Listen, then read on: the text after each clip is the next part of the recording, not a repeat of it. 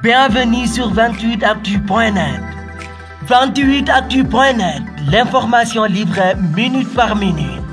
li yëglekaay xëy li tey jile ak El Hadj Assane Gueye. observateur xëy dalal gan Pape Diop président coalition bokk gis-gis liggéey laaj bu njëkk bu observateur jëm ci moom Pape Diop mooy ana nu mu dundee coow ak ŋàññ yi toftalu ci dogalam àndi ak waa Benno Bokk Yaakaar ngir taxawal groupe parlementaire benn bi ci assemblée nationale mu ne lépp ak dal la ko dunde ndax moom nit la koo xam ne su amee yàqin ne la mu def noonee la te ci ànd ak dal ca wane woon na ko ci atum 2012 bi muy génn PDS ndax jàppoon ne su Abdoulaye Wade nekkul ci liste bi mooy ki ko waroon jiite demee wuni mu jëli bagaasam dem ak dal ci waxtaan wi ba tey observateur président Pape Diop ne dogal bi nag yëgoowu caag benn membre Benno Bokk Yaakaar Sénégal rek la doon moytul ab blocage ca penc ma moo waral boobeeb dogal du baara yëgoo président Sall mu ne ñaari waxtu ginnaaw ak dogalam woo na ko téléphone di ko gërëm ak sant ca naan ka sauvé nga Sénégal ca mu ne moom loolu rek ko ñor Pape Diop teg ca ne président woo na ko it laata muy dem Mali démb ne ko suñu bisee daañu daje waxtaan muy leeral nag moom sëñ Diop ne du ngiri alliance ndax moom la ko ñoroon def na ko neb dogal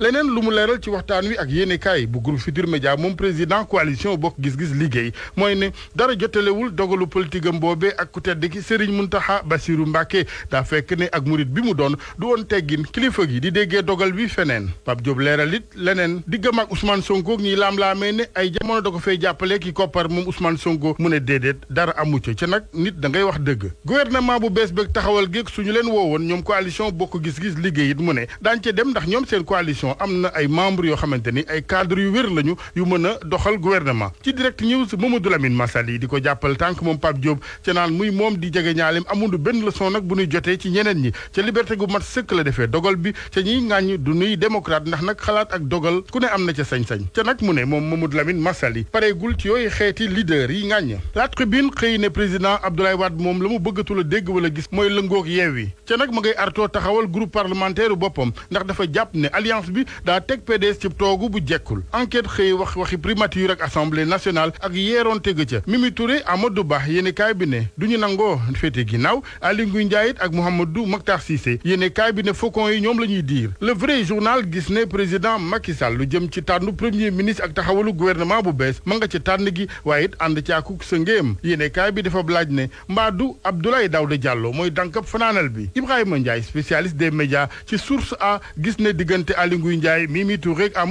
Amadou Ba lay tànn ndax dayoom ak i qualité mu ne dina doon chef de gouvernement bu baax Mimi Touré fa mu ko gis mooy ci assemblée nationale ba ci njiital penc moome wala it ministre affaires étrangères ndax bu baax lay doon ci fànn woowee Aly Ngouille Ndiaye it nekk noonu mu ne mu am poste souveraineté di poste bu dëgër ci nguur gi leneen ci yéenekaay di kàdduy maître Amadou Diallo président Amnesty Sénégal mu ne 2007 ak léegi juróom fukk ak benn ci doomu aadama faat nañ leen ci manifestation fukk ak ñeenti dossier rek lanu ci àtte ak i daanu yemamaay yoon nag la gis ne la muy dëgëral mooy wàllu impunité dossier manifesté ak mars yëfi woon it mu ne ba tey avancé wul demul dikkul wàllu làmb Gris Bordeaux tey la gën a bokk Fass ci sunu làmb moom Gris Bordeaux di ci dalal xelu Abdou Gueye ndax mu ne jóge Fass mooy trahir wor Mbaye Gueye moom produit Fass la du traître ci observateur ñi koy ŋàññi nag moom Gris Bordeaux mu ne bu nu yeboo noppalu ndax dara yëngalu ko ca moom mental d'acier la am maanaam der bu dëgër la yor dub nooy neex football gi observateur xëy xamali ñoo Pathé Ciss rakki Saliou Ciss bu équipe nationale ci liga bi ci Espagne ñu ne